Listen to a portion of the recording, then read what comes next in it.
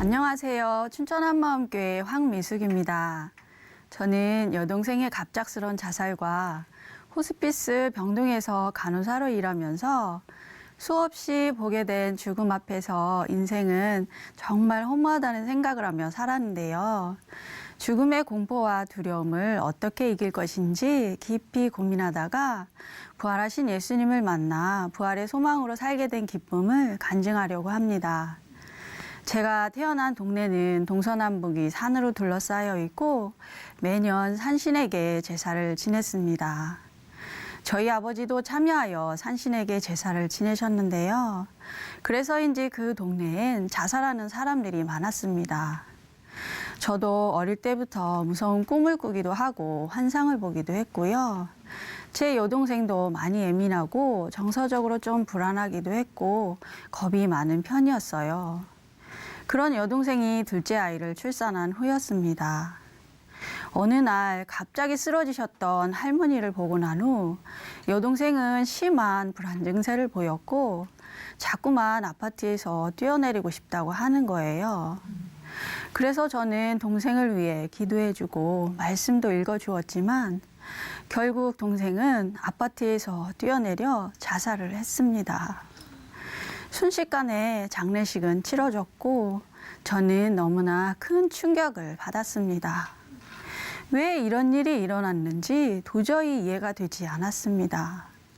하나님을 원망하며 혼자 있을 때면 하나님, 나사로를 다시 살리셨잖아요. 다시 살려주세요. 다시 살려주세요 하며 떼를 쓰기도 했습니다. 제가 힘들어하는 것을 알게 된 남편은 혼자 집에 있는 것이 걱정이 되어 직장 생활을 권유하였고 저는 다시 직장 생활을 하기 시작했습니다. 간호사였던 저는 호스피스 병동에서 근무하게 되었는데요. 호스피스 병동은 말기암 진단을 받은 환자분들이 마지막 남은 여생을 잘 정리하고 죽음을 평안하게 맞이할 수 있도록 도와주는 병동입니다.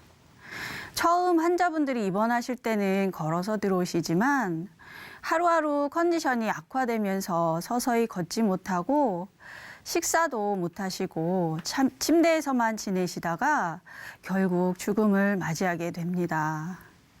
그곳에서 만난 말기암 환자분들은 20살 어린 나이부터 90세 넘으신 할머니, 할아버지까지 다양했습니다. 대학을 못 간 것이 한이 되어 공부하다가 대학 합격 통지서 받은 날 말기암 진단을 받고 오셔서 눈물로 한탄하셨던 50대 여자분도 계셨고 결혼도 안 하고 제대로 먹지도 않고 일만 하며 돈을 모았지만 말기암 진단을 받은 40대 남자분은 그 모은 재산만 걱정하다가 마지막 임종의 순간까지도 가족들에게 욕을 먹으며 임종하시는 분도 있었습니다. 이렇게 호스피스 병동에서 지내다 보니 죽음은 누구에게나 언제 어떻게 올지 모르는 것이며 항상 죽음을 준비하고 살아야 한다는 것과 죽음 앞에서는 세상에서의 돈이나 명예나 지위 따위가 아무것도 아니라는 것을 절감하게 되었습니다. 죽음은 지위가 아무리 높더라도 누가 대신하여 갈 수 없는 것이며 누구나 가야만 하는 길이라는 것과 한번 가는 인생을 정말 잘 살아야겠다는 생각을 갖게 되었습니다. 그리고 하루라는 시간이 얼마나 소중한지를 깨닫게 되면서 표현을 잘 못하던 저는 부모님에게 사랑한다고 표현을 하기도 하고 나를 둘러싼 가족부터 친구, 주위의 모든 사람들이 소중하다는 것을 알게 되며 하루하루 잘 섬기며 살아야겠다는 생각으로 다른 사람들에게 잘 하려고 노력하기도 했습니다. 그래서 병동에는 내일이면 늦습니다 라는 문구를 적어두고 몇 분에게 예수님을 전했고 그분들은 예수님을 영접하고는 평안하게 천국으로 가시기도 했습니다. 하지만 젊은 나이에 죽어가는 사람들을 마주칠 때면 저는 너무나 허망하게 죽은 동생이 생각나 옆에 있었으면서도 도와주지 못한 것이 너무도 가슴이 아파서 죄책감에 시달리기도 했습니다. 심한 통증 때문에 마약 진통제를 기계에 달아서 24시간 쉬지 않고 주입해도 고통스러워하는 환자분들의 모습을 옆에서 지켜보는 것은 심장에 돌멩이를 하나씩 얹어 놓는 것처럼 가슴을 눌렀고 도저히 옆에 있지 못할 정도였습니다. 기적을 일으켜달라고 호소하시는 분도 계셨고 살려달라고 하시는 분도 계셨고 이렇게 사는 것은 사는 게 아니라며 안락사 시켜달라고 울부짖는 분도 계셨습니다. 죽음의 공포와 함께 선망 증상이 시작되면 밤새 잠을 안 자고 헤매이기도 하시고 자기를 잡으러 온 사람들이 있다고 큰 소리로 부르짖으며 안절부절 못하시고 오래전에 돌아가신 엄마가 나를 데리러 왔다며 엄마를 부르기도 하셨습니다. 밤새도록 불이 났다고 소리치셔서 격리방으로 옮겨지시는 분도 있었습니다.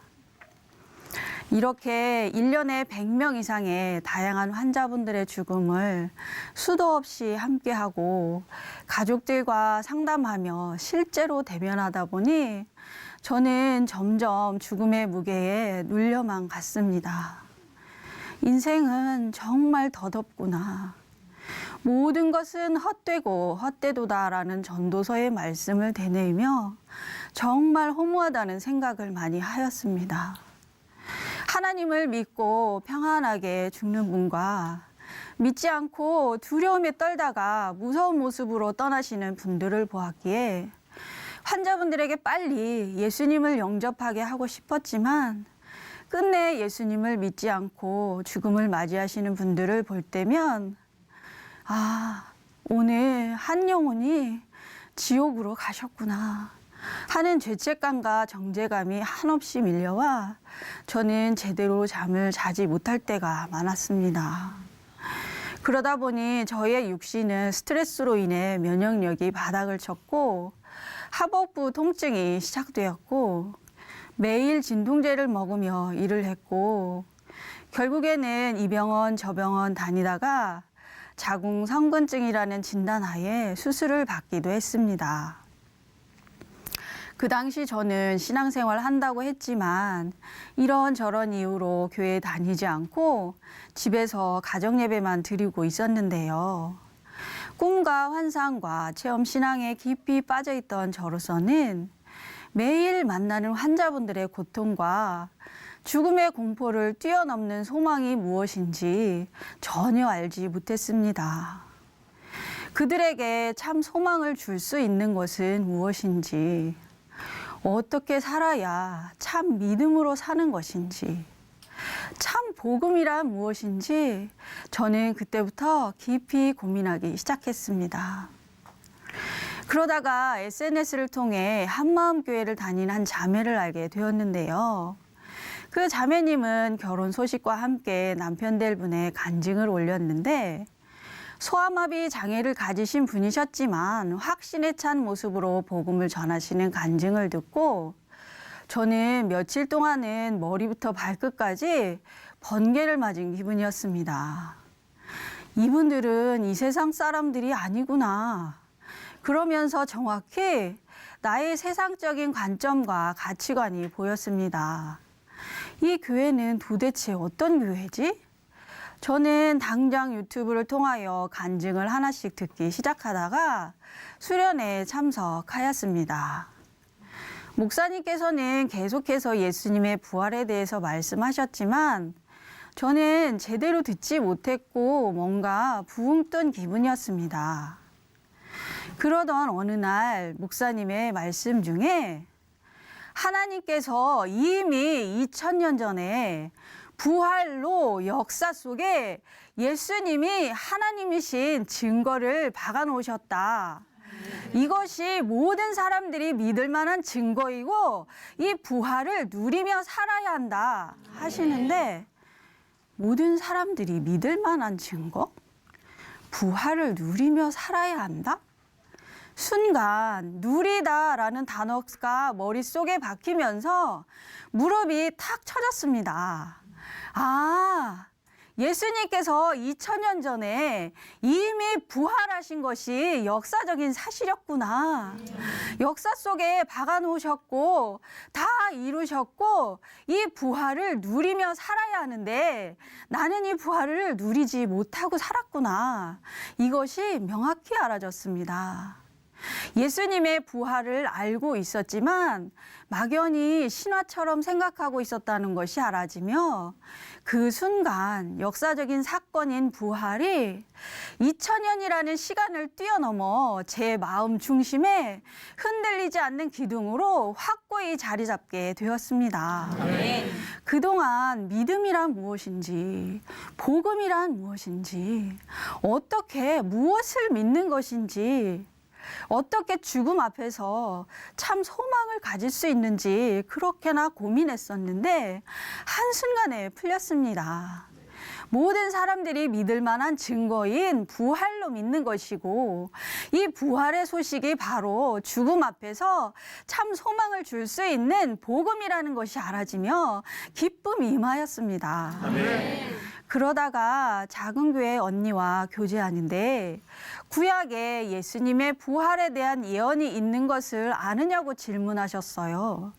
저는 20년 넘게 신앙생활 하면서 처음 듣는 소리였습니다. 이사야서에서 메시아가 아기로 오실 것이고 십자가에서 고난받으실 것에 대한 말씀은 알고 있었지만 예수님의 부활에 대한 예언이 시편 16편에 있었고 사도행전 2장에서 베드로가 부활을 전할 때 정확하게 이 말씀을 가지고 전하는 것을 찾아주시는데 저는 또 한 번 뒤통수를 한 대 맞은 기분이었습니다. 아니, 사도행전을 그렇게나 많이 읽었는데 왜 내 눈에는 한 번도 보이지 않았던 거지? 그러면서 제자들이 부활하신 예수님을 진짜 만났고 이분이 바로 구약 성경의 예언대로 오신 천지를 만드신 창조주, 전능하신 하나님이시라는 것이 인지되는 순간 그래서 부활하신 예수님을 만나고 제자들이 굴복할 수밖에 없었구나. 부활을 전할 수밖에 없었고 순교할 수 있었다는 것이 명확히 알아졌습니다. 그때서야 구약의 예언대로 오신 예수님이 하나님이시라는 증거를 부활로 다 보여주셨는데도 저는 여전히 꿈과 환상과 체험 신앙을 붙들고 있는 것이 보여졌습니다. 너무도 선명히 보여주신 증거가 아닌 나의 체험을 붙드니까 흔들릴 수밖에 없었어요. 엠마오로 가는 제자들처럼 저도 이분이 누구인지 몰랐던 거였어요. 정작 제가 주인 되어 제 인생과 생명의 주인 대신 예수님을 무시하면서도 입술로는 예수님을 사랑한다고 수도 없이 고백하던 제가 얼마나 가증한 존재인지가 알아졌습니다. 저는 믿지 않는 자였습니다. 철저히 제가 주인 되어 살았기에 늘 나를 믿어주지 않는 것 같은 남편을 원망했고 또 그런 남편을 원망하며 살았던 거였어요. 제 여동생이 자살했을 때에도 남편과의 갈등 가운데서도 삶의 어려움이 올 때마다 왜 이런 일들이 일어나느냐고 수도 없이 하나님을 원망한 것이 보였습니다. 죽어가는 환자들에게 예수님을 전하면서도 저부터 죽음의 무게와 두려움을 이기지 못했던 것도 모두 저부터 확신이 없었기 때문이었습니다. 죄에 대하라 함은 저희가 나를 믿지 아니하며 목사님께서 토요 찬양 예배 때 요한복음 16장 9절의 말씀을 선포하시는데 제가 바로 예수님을 믿지 않는 죄인이라는 것이 너무도 선명히 보였습니다. 아버지, 잘못했습니다. 제가 바로 예수님을 믿지 않는 악랄한 죄인입니다. 내 죄 때문에 십자가에서 죽으시고 부활로 다 보여주셨는데도 하나님을 사랑한다고 입술로는 수도 없이 고백하면서도 부활하신 예수님을 무시했습니다. 철저히 제가 주인 되어 살았습니다. 용서해 주세요, 아버지. 부활하신 예수님, 내 안에 오셔서 저의 주인이 되어주세요. 회개하고 예수님을 저의 주인으로 영접했습니다. 아멘. 이렇게 예수님을 제 마음의 주인으로 모신 후에 많은 변화가 있었는데요. 늘 아직 일어나지도 않는 일들을 미리 염려하며 잠을 잘 못 자던 저는 마음에 평안이 임하고 나니 너무도 쉽게 숙면을 취할 수 있게 되었습니다. 예수님이 저의 주인이 실제이고 제 안에 계신 것이 실제가 되었기 때문입니다. 그리고 남편을 죽게 대하듯 하라는 말씀이 제 마음에 실제가 되면서 제가 그동안 얼마나 남편을 내 기분대로 대했는지가 보여졌습니다. 그래서 남편에게 그동안 잘못한 것에 대해서 용서를 구하였더니 남편은 그동안 힘들었던 것에 대해서 나누었고 오히려 자기가 고집이 세서 내가 힘들었을 거라고 하며 위로해 주었습니다. 전에는 길을 가다가 도를 전하는 사람들을 만나게 되면 도망가기 바빴는데요. 이제는 당당하게 예수님은 부활하셨습니다. 예수님만이 하나님이십니다. 예수님 믿으세요. 라고 전하게 되었습니다. 전철에서도 예수님이 부활하셨고 그분이 우리의 주인이시다라고 전해드렸더니 한 할아버지께서 눈시울이 붉어지시며 교회를 오래 다니다가 안 다니고 있는데 처음 들어보는 이야기라고 하시고 예수님이 살아계셔서 함께 하심을 확신하시고 예수님을 영접하셨습니다. 아멘. 병동에서도 47세 되신 말기암 환자분이 계셨는데요. 병실에 방문했을 때 저를 보고 손을 잡고 나는 왜 이렇게 힘이 드는 것인지 무엇을 잘못해서 이런 병이 왔는지 가르쳐 달라고 하셔서 예수님의 부활에 대해서 전해드리고 기도해드렸더니 방금 전까지 힘들어하던 모습은 사라지고 눈빛이 반짝반짝 빛나시더니 마음의 안정을 찾으셨습니다. 그런데 이분은 목에도 암덩어리가 전이 되면서 너무도 힘들어하셨어요.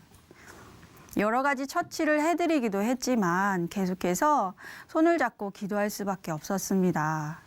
그러다가 죽음이 끝이 아니라고 말씀드리며 부활에 대한 소망을 전해드렸더니 눈물을 흘리셨습니다. 임종하실 때 힘들지 않게 해달라고 계속해서 기도했는데 정말로 그분은 고통 없이 아주 평안한 모습으로 천국으로 가셨습니다. 어느 과학자 한 분은 아주 예민하셨고 의사의 말보다는 자신의 뜻대로 하시며 가족들을 아주 힘들게 하셨는데요. 임종 전 통증이 심해지면서 온몸을 비틀며 힘들어 하셨습니다. 진통제를 주어도 그때뿐이었습니다. 그 순간 부활복음을 전해드렸더니 침례를 받고 싶다고 하시며 병동에서 섬기시는 목사님을 불러달라고 하셨습니다. 결국 그분은 침례를 받으셨고 그 후로 평안히 주무시다가 다음 날 천국으로 가셨습니다.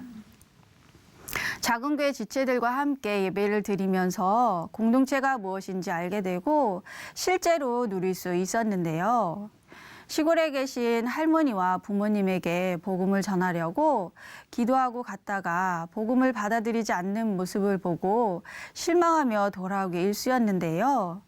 하루는 시골에 가니 할머니께서 고추를 힘들게 따고 계셨는데 정말 추수할 것은 많은데 일꾼이 없더라고요. 그래서 작은 교회 말씀드리고 할머니를 위해 기도를 요청하였더니 작은 교회 지체들이 함께 시골에 가서 고추를 따고 할머니께 복음도 전했습니다. 옆에서 함께 들으시던 아버지께서는 마음이 열리셨는지 그동안 한 번도 꺼내시지 않았던 여동생 이야기를 하셔서 많이 놀랐습니다. 할머니는 예수님이 할머니의 주인이시라고 고백하셨고 산으로 둘러싸인 마을에 기쁨의 웃음소리가 크게 울려 퍼졌습니다. 저는 20년 넘게 신앙생활 했지만 여동생의 자살과 수많은 사람들의 죽음 앞에서 인생은 정말 허무하다는 생각을 하며 어떻게 죽음을 이길 수 있는지 깊이 고민하며 방황하다가 부활하신 예수님을 만나고 예수님의 부활이 바로 저의 부활임을 알게 되면서 부활의 소망과 기쁨으로 살게 되었습니다. 그리고 이제는 참 소망 대신 죽음을 이기신 부활의 예수님을 전하는 것이 저의 가장 큰 사명임을 알게 되었습니다. 앞으로도 저의 주인 대신 예수님의 부활을 죽는 그날까지 기쁨으로 전하며 살겠습니다. 감사합니다.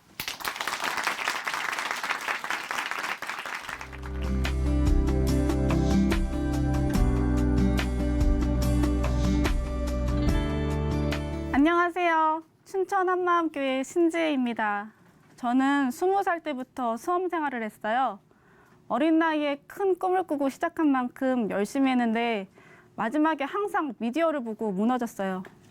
어느새 9년 가까이 수험 생활과 미디어 중독을 반복하며 절망하던 제가 부활하신 예수님을 만나 기쁘고 자유하게 된 간증을 들려드릴게요. 부모님은 교육열이 높으셨어요.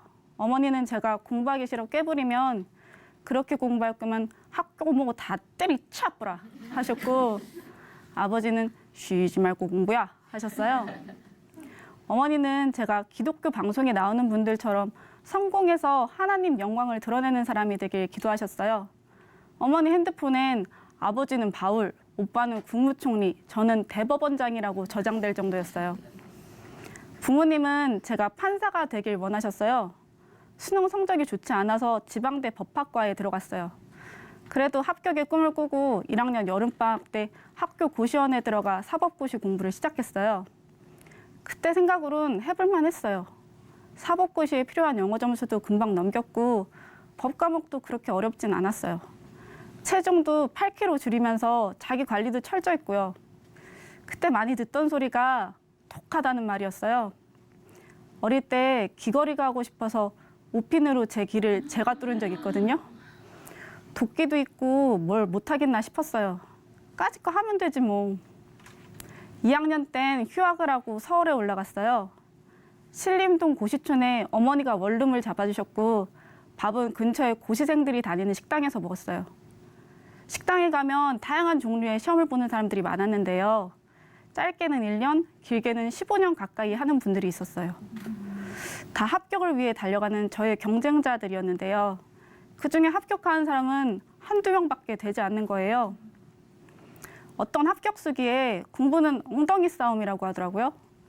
의자에 엉덩이 붙이고 앉아서 얼마나 집중해서 공부하느냐에 따라 승패가 좌우된다고 했어요.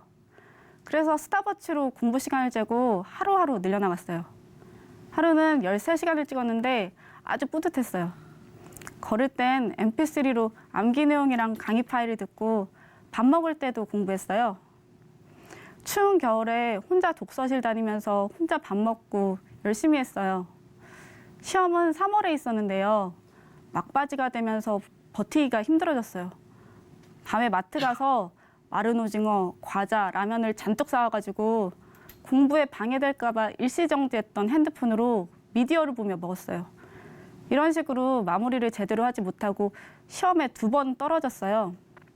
이번엔 꾸준히 하도록 학원 커리큘럼을 쭉 따라가 보자 해서 기본 강의를 다시 듣고 모의고사 강의도 들었어요. 문제 풀고 기출 표시하고 정리하고 외우고 하루 공부량이 빡빡했어요. 계획된 진도가 밀리면 감당이 안 됐어요. 어려운 문제가 나오면 풀릴 때까지 붙잡고 늘어지게 되니까 공부가 더 힘들어졌어요. 운동하는 것도 힘들고 무슨 일이 있거나 누굴 만나게 되면 시간 뺏겼다고 스트레스 받고 독서실 가면 불편해서 비염 때문에 추워서 졸려서 모든 게 다 장애물이었어요. 계획을 크게 잡지 말고 작은 것부터 달성하면 된다. 이런 세세한 결심도 며칠 하다가 약발이 다 떨어졌어요. 집에 컴퓨터가 없으니까 미디어를 보러 PC방에 갔어요. 이런 저를 누구한테 알리고 싶지 않았어요. 제가 해결해야 하는 문제다 생각했어요. PC방에 1박 2일을 있던 적도 있고 창피한 건 알아서 이 PC방 저 PC방을 전전하기도 했어요. 밀린 공부량이 무서워서 공부는 못하겠고 PC방에 있는 것도 지쳐가지고 의자를 돌려서 등받이 옆으로 기대어 졸면 PC방 사모님이 커피 한 잔을 주시면서 제가 살아있는지 확인할 정도였어요. 집에 와서 자고 일어나면 이렇게 살면 안 되는데 손이 덜덜 떨렸어요. 좀 활동적으로 움직이면 달라질까 싶어 신림동에서 여의도 마포대교까지 걸어보기도 했어요. 어머니께 전화하면 어머니는 하나님이 합격시켜 주실 거라고 간절히 기도해 주셨는데 그걸 듣고 있는 게 더 힘들어서 수화기를 귀에서 잠시 떼어놓기도 했어요. 하루는 시험볼 절 챙겨주신다고 어머니가 서울에 올라오셨어요. 낮에 한창 자고 있었는데 어머니는 제가 공부하다 지쳐서 쉬고 있는 거라 생각하셔서 안쓰러워하시면서 기특해 하시더라고요. 홍삼도 직접 다려서 싸가지고 오셨어요. 깊은 죄책감이 들었지만 태연하게 공부해서 피곤한 척 했어요. 또 한 번은 제가 PC방 가서 저녁 늦도록 안 들어오니까 어머니가 파출소까지 가셨던 거예요.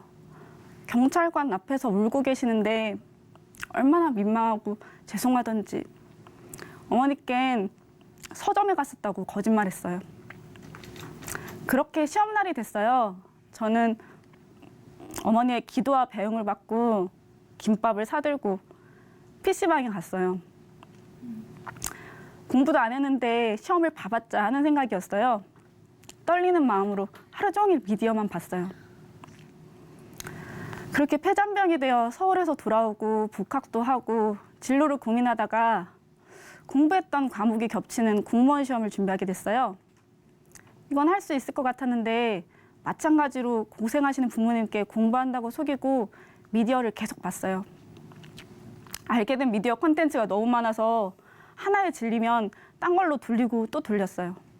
한국, 일본, 미국의 웬만한 예능, 드라마는 분기별로 다 찾아보고 국내외 아이돌, 연예인의 재미있는 영상을 끝없이 돌려보고 성인 동성애 소설, 무협지, 판타지 소설, 만화, 애니메이션, 영화, 게임, 유튜브, 지식인 답변 달기, 뉴스 댓글 달기까지 했습니다.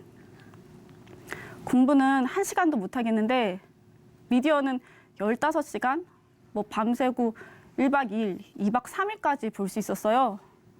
그러면 머리는 깨질 듯 아프고 체력은 바닥을 쳤어요.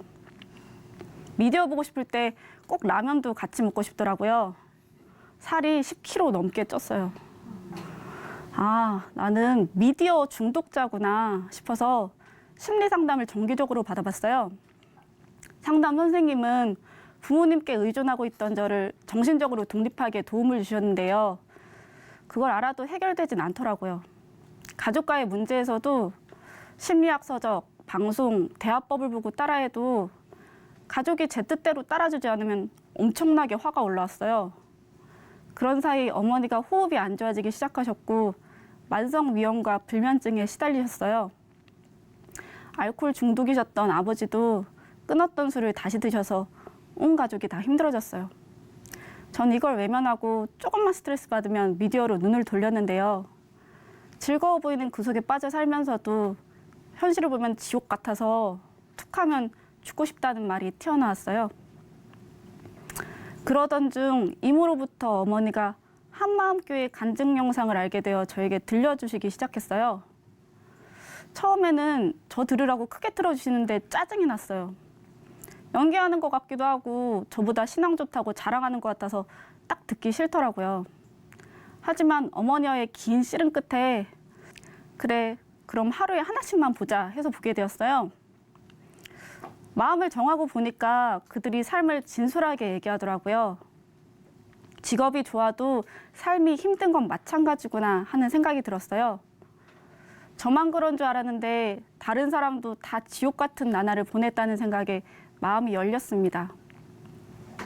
어머니는 교회에 가보라고 하셨어요. 저는 공부 시간 뺏긴다고 아직 제가 할 수 있다고 버텼어요. 간증을 보니까 부활하신 예수님을 믿으면 되는 것 같아서 그렇게 결단하고 미디어를 보지 않기로 했어요. 몇 달간 보지 않았어요. 사람들에게 예수님을 믿고 중독이 해결되었다고 말하고 다녔어요. 근데 공부 장소를 독서실에서 집으로 옮기니까 재밌게 봤던 예능이 너무 보고 싶은 거예요. 막 갈등하다가 결국 봤어요. 사람들에겐 미디어를 보고 있지 않은 척 했어요. 그렇게 교회 가는 걸 미루다가 마지막이라고 생각했던 수험 생활을 미디어로 험하게 날리니까 두 손 두 발 다 들었어요. 딱 한 번만이라도 미디어를 안 보고 시험 보는 게 소원이었어요. 그래야 합격 여부를 떠나서 오랜 수험 생활에 종지부를 찍을 수 있을 것 같았어요. 갈 엄두가 안 났는데 눈 깜빡하는 사이 저는 춘천에 와 있었습니다. 저는 빨리 간증하신 분들처럼 변화된 삶을 살고 싶었어요. 우선 공부 시간에 대한 압박을 내려놓고 새벽 예배를 빠지지 않기로 했어요. 간증하신 분들은 부활이 너무 확실하다고 했어요. 또 제자들의 순교를 보고 거짓말을 위해 죽을 사람은 없다고 하는데 그 말이 맞긴 한데 제겐 확신이 없었어요. 의심만 계속 들었어요. 답답한 마음이 쌓이고 쌓였어요. 예수님을 어떻게 믿어요? 살아있는지 없는지도 모르겠어요. 지금이 중요한데 지금 안 보이잖아요. 예언돼 있어도 승천해도 그냥 그렇게 사라질 수도 있잖아요. 성경에 제자 중 몇몇이 죽게 될 거라 하면서 머리털 하나도 상치 않게 지켜주신다는 게 말이 안 되잖아요. 부르짖는 자에게 응답한다고 했지만 우리 엄마처럼 30년간 눈물로 부르짖은 사람도 없을 텐데 우리 집은 왜 지금 또 이 모양이에요? 원망했어요. 그렇게 말씀 들을 때마다 의심만 들어서 힘들어하던 중에 이런 생각이 들었어요. 그럼 이 모든 기록을 다 헛소리로 없었던 일로 할 수 있나? 아니었어요. 예수님의 제자들과 바울이 목숨 걸고 부활을 전했다는 사실은 제가 부인한다고 없었던 일이 되지 않더라고요. 처음 법 공부를 시작할 때 교수님이 법전을 항상 들고 다니면서 문제 푸는 기준이 되는 조문이 어디에 있는지 정확하게 알아야 한다고 하셨어요. 하나님을 믿는 것도 하나님의 법인 성경대로 믿는 거였어요. 이제 목사님 말씀 들을 때 제 생각대로 판단부터 하는 걸 내려놓기로 했어요. 목사님은 그 당시 예수님의 입장에서 생각해 보라고 하셨어요. 예수님은 자신이 오시기로 예언된 하나님의 아들이라고 했어요. 예수님의 입장에서 생각해 보니 그 사실을 말씀하실 수밖에 없겠더라고요. 근데 사람들이 보기엔 이건 33세 청년이 하는 신성 모독이었어요. 그래서 예수님은 십자가에 죽으셨고요. 목사님은 죽어있는 예수님을 보고 그 당시 누가 이분이 하나님인 줄 알았겠냐고 하셨어요. 순간 부활 전에 제자들이 예수님을 배신했던 게 이해됐어요. 지극히 현실적인 반응이었어요. 예수님은 100% 사람으로 오신 거예요. 살아있는 동안 어떤 기적을 행해도 죽으면 사람인 거예요. 그래서 예수님도 부활 밖엔 볼 표적이 없다고 한 거였어요. 왜 살아있는 사람을 만져보면 살이 말랑하고 또 따뜻하고 뼈가 잡히는 그 감촉은 속일 수가 없잖아요. 제자들은 믿으려고 해서 믿은 것도 아니고 대단한 신념 때문에 순교한 것도 아니었어요. 성경대로 살아나신 예수님의 그 손을 만지니까 하나님으로 믿을 수밖에 없었던 거예요. 부활하신 예수님을 만나니까 도마가 이분을 나의 하나님으로 고백했잖아요. 이렇게 믿었구나. 제자들이 이렇게 믿었구나. 예수님을 믿을 수 있는 건 부활 밖엔 없었어요. 그래서 부활이 있을 수밖에 없는 일이었어요. 평범해 보이는 이 땅에 이런 일이 진짜 있었다고? 아버지 하나님이 살아계셨어요. 하나님께 미디어라는 미끼를 잡지 않는 게 너무 힘들다고 했어요. 순간 이 상황을 누구한테 말해야 한다는 생각이 들더라고요. 그건 싫었어요. 예수 믿고 미디어 중독을 잘 이겨낸 것처럼 했는데 이걸 말하라니 절대 못하겠더라고요. 못하겠다고, 못한다고 죽어라 버티는 제 자신을 보면서 그제야 진짜 주인 앞에서 정면으로 대적하는 완악한 실상을 보게 되었어요. 제 신념이 맞다고 완벽을 꾸며내는 중심을 하나님은 다 알고 계셨어요. 제 생각이 제일 옳다고 하나님 대로가 막이었습니다. 고개들 수 없는 죄인이었어요. 너희가 십자가에 못 박은 이 예수를 하나님이 주와 그리스도가 되게 하셨느니라. 부활하신 예수님은 성자 하나님이셨어요. 십자가에 못 박히신 분이 하나님이셨어요. 저를 만드시고 세상을 창조하신 그 하나님이 제가 아무렇지 않게 주인 되었던 죄 때문에 죽으셔야 했어요. 제 고집으로, 제 거짓말로 예수님을 죽였어요. 그것도 모르고 저랑 아무 상관없는 양 십자가를 멀뚱히 쳐다보고 원하는 걸 들어줘야 믿을 가치가 있다고 했어요. 뭐가 뭔지도 모르고 원망하고 업신여길 걸 다 알고 계시면서도 사랑하니까 제가 스스로 주인되어 괴롭게 살다 죽을 걸 불쌍히 여기셔서 저를 살리러 이 길을 가주셨어요. 하나님, 용서해 주세요. 회개하라는 건 오직 하나님의 은혜였습니다. 모든 걸 참고 다 이루셔서 오직 함께 누리게 하신 예수님, 감사해요. 처음부터 영원까지 예수님은 저의 주인이십니다.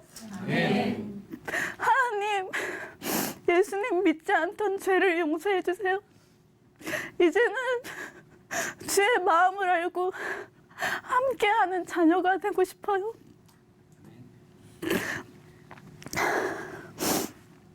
저는 회개하고 예수님을 마음의 주인으로 영접했습니다. 하나님의 자녀가 되고 보니까요, 그 많은 어두운 생각 속에서 지금까지 살아있다는 자체가 신기할 정도였어요. 마귀가 주는 생각만 받아먹고 있던 저를 하나님이 지켜주시고 지금까지 기다려주신 거였어요. 그렇게 응답되지 않는다고 원망했던 어머니의 기도로 이곳까지 오게 된 거였어요. 오직 하나님의 은혜였습니다. 부모님께 그동안 제가 주인 돼서 미디어 중독에 빠져 거짓말하고 고생시켜드려서 죄송하다고 말씀드렸어요. 부모님은 감사하게도 잘 받아주셨고 간증 영상을 보며 가정 예배를 드리셨어요. 미디어 중독도 거짓말하는 게 문제라는 걸 알게 되고 작은 교회 집사님께 숨김없이 말씀드리기로 했어요. 누구의 도움도 받지 않으려던 제가 친구의 도움을 받아 꾸준히 공부하게 되었어요.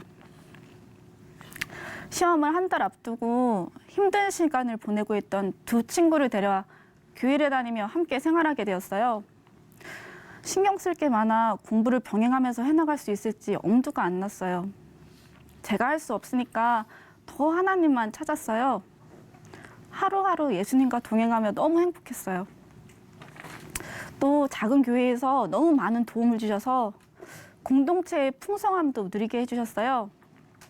그렇게 감사로 공부하던 끝에 하나님은 공무원 시험에 합격하는 선물을 더해주셨어요.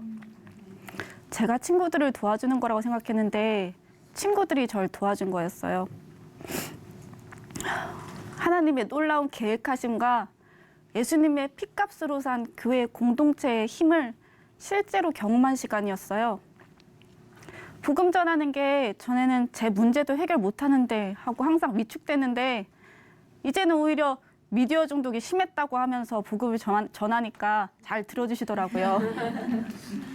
전철에서 버스에서 택시에서 뭘 사러 갔을 때 택배 아저씨께 친구에게 몇 달간 있던 춘천의 고시원에서도 기도하고 복음을 전했어요. 부활하신 예수님이 우리 주인이셔서 아무 걱정할 게 없고 너무 자유롭다는 걸 꼭 전해주고 싶었어요. 저는 만년 수험생으로 미디어 중독에 빠져 헤어나오질 못했는데요. 이제는 저를 살린 이 복음으로 저처럼 절망에 빠져 있는 사람들을 살리는 사람이 되고 싶어요. 아멘. 예수님만 전하는 강한 군사가 되겠습니다. 아멘. 예수는 나의 주. 예수님 사랑합니다. 감사합니다.